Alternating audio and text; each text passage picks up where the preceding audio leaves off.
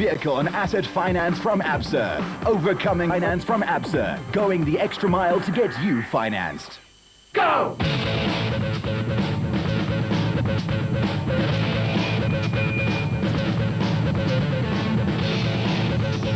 At the designated service point after 193 Ks of all-out racing in the 2006 Sun City 400 in the Northwest Province, it was a flying Alfie Cox and his co-driver Henny ter Steege who got there first. His motorbike bat sounded like it hadn't started yet. His teammate Brandon Harkis, with Marcel Trethouille doing the calling for him, was next, and thus the motorbike pit crew was smiling broadly. Alfie, a Dakar Rally 2 and 4-wheel stalwart, put paid to his early words and went about it with a cagey strategy. He also paid tribute to his navigator. This morning we started in 8th position, and like I said, we were just going to keep it tidy and obviously keep the car on the road, and that's what we've done all day, and we've just picked the guys off one at a time. You know, there's a lot of stuff out there that can give you punctures, and we've just kept it together, and yeah, Henny did a fantastic job. 2 of the guys got lost, the last 2 guys that we had to take, and we got into the lead, so yeah, it's been a good day. But there's one more lap to go, and I'm going to just do exactly the same. And when the Pietermaritzburg legend says something, he's normally good for it. For the rest, there was a lot of work to be done, because the motorbike boys and one girl were dominating after the first of 2 punishing loops. Silwald was next into DSP, and Harkis, well, he was happy, except for one small matter. Yeah, everything's been fine, barring one small puncture in the front on one of those roads where the grass is very long, and the first car there, so you never know, you might get it, you might not. But anyway, we made a quick change and happy to be behind Alfie again. I think it's going to be a tough lap for me. I think his car's well suited to the terrain here. Although, I mean, obviously my car's doing well. He has a slight edge, but it's going to be a long 200 Ks for him. And as some very tired bodies and some even more tired cars limped home, there was still exactly the same thing to do. 193 Ks of all-out, dusty, dry and unforgiving racing to conquer. Some crews had their work cut out for them, what with all the small things that go wrong when a vehicle gets hammered over the toughest terrain possible.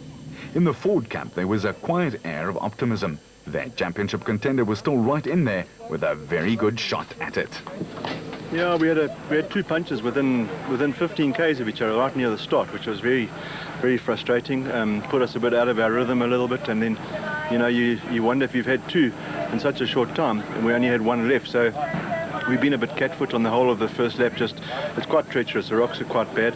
But in saying that, the car's fine. It's a long, hard race. It's rough. It's hot. But yeah, it's going fine. In the Century Property Development pit at the designated service point, there was great joy as they were ahead of some of the biggest names in the sport in Southern Africa. Absolutely fantastically. No problem with the car. Driver's doing well. Route's difficult to read, but it's a good race for us. Thank you.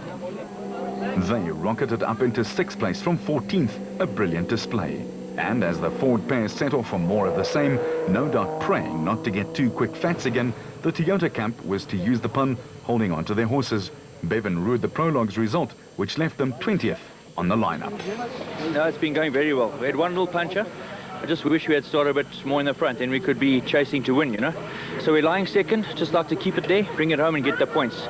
But it's going very well. The car's really performing well, you know. And as Toyota team manager Wami Haddad kept a beady eye on the proceedings, the Ford camp was slightly understating their current status. Manfred Schroeder, as always, downplaying things ever so slightly. We're taking it nice and steady. We made up some time.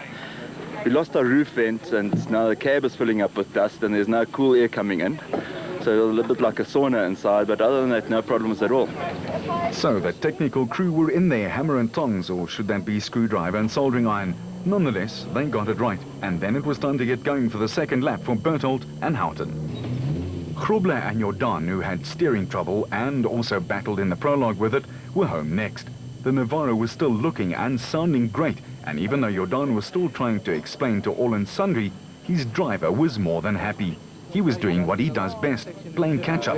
Yeah, no, it was going very well this morning after yesterday, but we're catching up. But we had a lot of dust this morning, so we fell back a bit, but the last 150 kilos we were catching the guys a bit in the front. So I just hope it's going to be long enough to do some more catching. For Hugo de Bruin competing in Class D in the Castrol Toyota Hilux 2.7, luck was everything.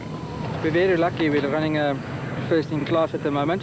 Lucky we've had some time on the other guys. So hopefully we'll just carry on without any problems. Our strategy is just to keep up the pace and to finish, because as I said, we've got some time on the other guys. So hopefully it will go good as well as the second round as the first round. So, but we will be there. Hopefully we'll finish. For Bez Besaidnot in the Adenko bat, it was tough out there. It's rough. It's very rocky. It's dusty. It's not easy. Definitely not. And any problems with the heat? Car going okay? Car going fine, no problems except for flat wheels. We're running them L3 at the time, it looks like. So, yeah, no further, everything's okay. And strategy from you on in? Same as for this morning. Beat the rest. And that's what everyone was trying to do. Yeah, it was tough. With us starting right at the back of the field, I didn't see anything in the first 50 k's with the dust. As it's starting to open out, it's rough. A lot of cars falling by the wayside. We've made our way through the field. I think we're up to about 15th after starting 40th. But we really just have to bring it home now. We can't really catch anybody with our time penalty. So we really just have to bring the car home. Vehicle and Asset Finance from ABSA, going off the beaten track to find solutions.